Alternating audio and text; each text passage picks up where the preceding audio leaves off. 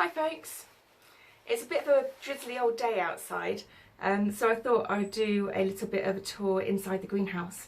It might suggest that I'm a fair weather gardener, but you know, what the hey. So this greenhouse and everything in it pretty much is second-hand materials. So the greenhouse itself we inherited from my husband's aunt. She sadly passed away about a year ago. And we asked if we could take on the greenhouse, which was quite a bit of work to dismantle and rebuild and clean, but it was absolutely worthwhile, and it's really good knowing that we've put this together ourselves. We had a little bit of help from our next door neighbour, who is a bit of a legend and has far better tools than we do. So he helped us with drilling holes in the base and screwing it down to a foundation that we built. And also cutting one of the slabs to size for me as well. He saw me, I think he must have been looking through his window and saw me trying to kind of chisel off a sliver from a slab. I broke 2 slabs in the process, and then he popped his head over a fence and went, I've got a tool that would do that in seconds for you. So we have just a lovely relationship with our next door neighbours. And yeah, he's just a great guy and lovely at helping us out with things that quite frankly are just beyond our skill set. So there we go. So greenhouse is second hand. The slabs were already down when we moved into the house many years ago, and they were used for like an old dog kennel or something. So we lifted them because we didn't need it, but we kept hold of the slabs thinking they might come in handy, and you know, of course we did. The actually, I'll turn this camera around and show you now. So we have this amazing staging which my mother-in-law gave us, and it's got these really cool slats. So each of these is individual and loose, and it just sits into this frame. I've doubled it up here because I'm trying to open the space up for some light. But what it means is that I can have 2 shelves here. So I have a shelf on the bottom and a shelf on the top. So early in the spring, when I had loads of seedlings in here, this was absolutely chocker. Both shelves were just absolutely full of seedlings. Whereas now, I've only got a few seedlings in at the moment. I've got cucumbers and some beef tomatoes that are really late in sowing, and I'll be potting those on this week. But after that, all of this can come out and get stored in the garage, and then these cucumbers here can just grow straight up through that. And same goes for the tomatoes and the peppers. Now those tomatoes are looking really quite sorry for themselves. I think they do need feeding. That is in part because I had to cheat. So let me explain. So with lockdown, couldn't get hold of compost anywhere. I think everyone was feeling the same way. So with the little compost that I had, I was like, well, how do I stretch it? So I did something that I wouldn't choose to do again, but it has helped me out in a sticky situation, which was I used some of the wood chip that we had spare from filling up the chicken run, and I just used that to bulk out like the bottom third of my big pots, so that I wouldn't have to use quite as much compost. And it has worked, but what it means is I then will need to start feeding these plants an awful lot more than I perhaps would have done. So they're looking a little bit pale, partly because they just haven't got enough nutrients in the soil. But like I say, you know, in a situation like this, you just sort of have to get creative about it. And if you compare that to the ones that are in the beds, I've got a lot of leaf curl going on actually. They could do with a bit of love. But I'll show you what's happening here as well. So these are my no-dig beds. And in here I've got 3 tomato plants, 2 marigolds, 2 peppers and 2 basils. Look at that basil. Oh, that's gorgeous. That's all just come on from seed. Look at this. That is 1 plant. You compare that to the scraggly things that you get in those overcrowded pots in supermarkets and see that you can actually just get more than that from 1 little seedling. It's quite amazing, really. I feel like because the supermarkets, most of us don't have a clue how to look after basil. And I've only just learnt this year. So yeah, I've got a bit of leaf curl going on. I'm honestly not too worried about it. It's my first year growing. If I turn this around, I've got the same happening in this bed here as well. So I've got loads of tomatoes in the back. I've taken a lot off them because I had a lot of ripe tomatoes. And some more here, and just the same layout really.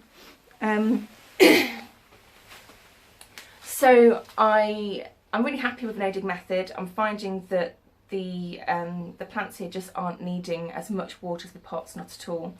And they just seem a lot healthier and happier, apart from the leaf curl problem, which, like I say, I'm not too concerned about, to be honest. What you may have noticed, if you're somebody who knows quite a lot about tomatoes, you'll probably wonder what on earth has happened to mine. So I will explain. I was in hospital in March at the beginning of lockdown with pneumonia, and that was just the time when all my seedlings were needing to be potted on. So my family, my 2 children and my husband very, very kindly did the potting on for me. And it saved my seedlings, it really did.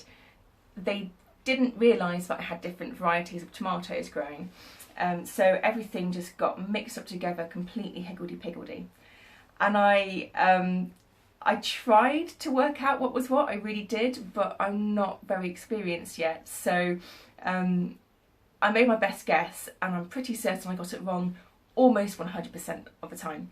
I'd like to say it's a learning experience. I think the only learning there is don't mix up your labels. I honestly couldn't tell any of my seedlings apart, even with my best guesses.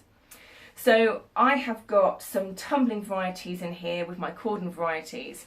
I then started doubting myself about, well, do I take off the lower leaves or do I take off any of the side shoots, because both varieties have completely different care needs. So I think I probably did the wrong thing for both, and then I just stopped and I was like, you know what, I don't know what I'm doing here. I'm going to stop meddling and I'm just going to let the plants grow and accept that this is my first year and I've got a bit of a mistake, and, you know, try and get it right next year. And that's working for me. It really is. It's sort of, it's just taken the pressure off massively. So they will grow and they will produce tomatoes and they will turn red and I will harvest them. And that is all I'm expecting from my tomatoes this year. I have no care for how straight and tall the cordons grow, or the fact that I do not have my tumbling ones in my hanging baskets, but I actually do have cordons in my hanging baskets and they look ridiculous. They're not very happy there. That's a problem. But the ones that are in the no-dig beds in the greenhouse, I'm quite happy for them to just do their own thing now and go a bit wild. So I'll show you that again. Yeah, so you can see this one's sort of, yeah, a bit of leaf curl on the older leaves. I think it must be because we've had such extreme weather. And the newer leaves are a lot healthier and happier, and it's just sprawling. And even now, I don't know what variety that is. I'm going to guess that it's meant to be a tumbling one because it's got quite small, neat tomatoes. So that must be my Cherry Cascade. But yeah, it's definitely not behaving the way it was supposed to. But it's got healthy leaves, it's got an abundance of flowers.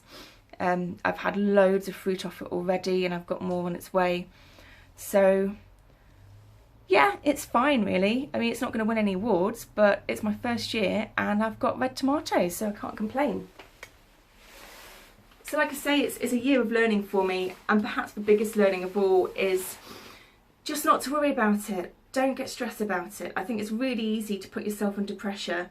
I know I do sometimes anyway, and think that you have to produce something to a certain standard, or, you know, hello Kayla barking at the cat, or to somebody else's expectations. But at the end of the day, if you're happy with the way things are growing and you're happy with the harvest you're getting from it, then that's all that matters, isn't it really? And if you want to try things a different way and improve on it the following year, then that's great too.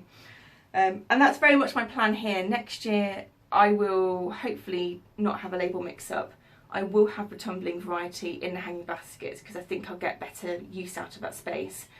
And I'll have a go at pruning the cordon variety properly, but not this year.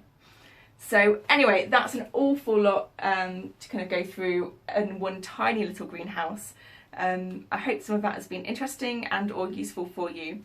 If you have any comments or questions or feedback for me, please do leave a comment below. If you haven't subscribed already, I would love for you to subscribe. I will be doing more videos on growing and the different methods that I've been trying out and practicing. I'll be doing some more videos on my chickens. and I will be doing videos on a new project that we have coming up that I will reveal soon. Take care, folks. Bye.